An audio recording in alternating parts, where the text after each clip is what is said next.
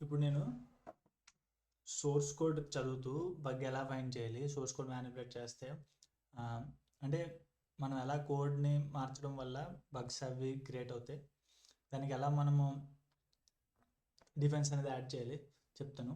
DVWA తీసుకున్నాను. ఇది source code చూడండి, medium.php. ఇది ఇట్లా లేదు. ఫస్ట్ ఇది ఇక్కడ ఉంది చూసారా, నేమ్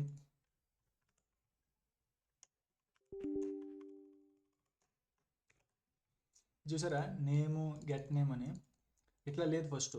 ఫస్ట్ ఏముందంటే ఇది ఉంది, నేను కామెంట్ అవుట్ చేసి ఇది యాడ్ చేశాను. ఓకే, ఇప్పుడు చూడు ఇక్కడ మనము స్క్రిప్ట్ ట్యాగ్ ఇచ్చాం.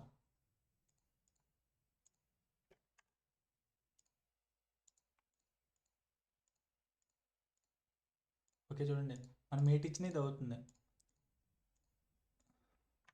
ఎందుకంటే ఇక్కడ చూడండి, హలో మనం ఇచ్చింది ఇక్కడ రీప్లేస్ అవుతుంది అనమాట. మనం ఇచ్చిన గెట్ పారామీటర్ నేమ్లో ఇచ్చాం కదా, అది నేమ్లో స్టోరే, అది మనకి ఇక్కడ చూపిస్తుంది అనమాట. ఇది HTMLలోనే అటాచ్ అవుద్ది. HTML, ఈ HTML అంటే ఏంటంటే ఇక్కడ మనం చూపిస్తుంది చూసారా, ఇదిగో ఇది ఇక్కడ. సపోజ్ మనం ఇక్కడ స్క్రిప్ట్ ట్యాగ్ ఇచ్చామనుకోండి, wait a minute. Okay, script tag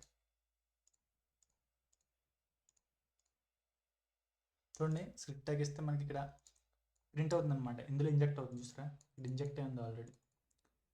so మనం దీన్ని ఎలా మార్చాలంటే, అంటే దీన్ని డిఫెన్స్ సైట్ యాడ్ చేసారు. మామూలుగా నార్మల్ కోడ్లో ఏముంది దీనికి, ఇది నేను అటాచ్ చేసిన కోడ్, మై కోడ్. ఇది అర్థమవుతుందా, ఇది మై కోడ్.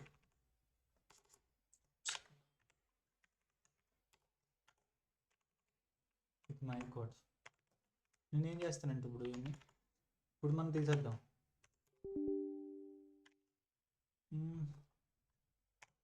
ఓకే, మనం దీన్ని తీసేద్దాం. డేటింగ్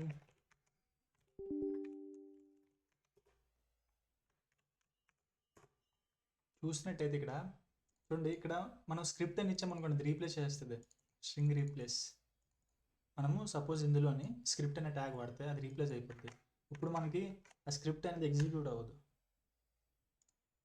ఇక్కడ మన నేమ్ అటాచ్ ఉంది కదా, తీసారు.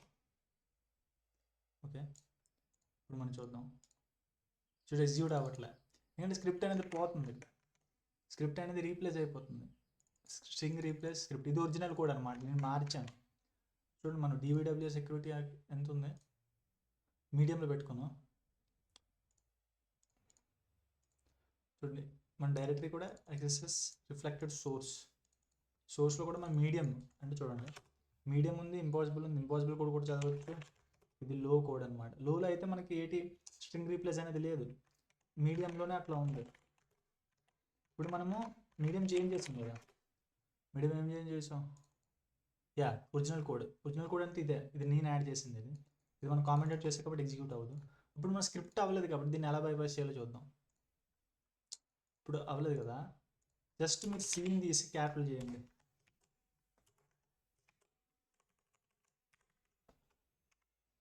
ఇక్కడ ఆర్ ఎందుకు ఎగ్జిక్యూట్ అయింది, మనము క్యాపిటల్ చేసాం.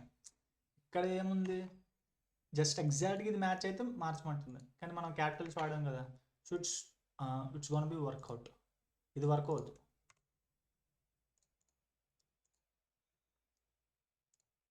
ఇది వర్కౌట్. మనం ఏం చేసాము, స్క్రిప్ట్ ఎస్ ఇచ్చాం, చూడండి వర్క్ అవుతుంది.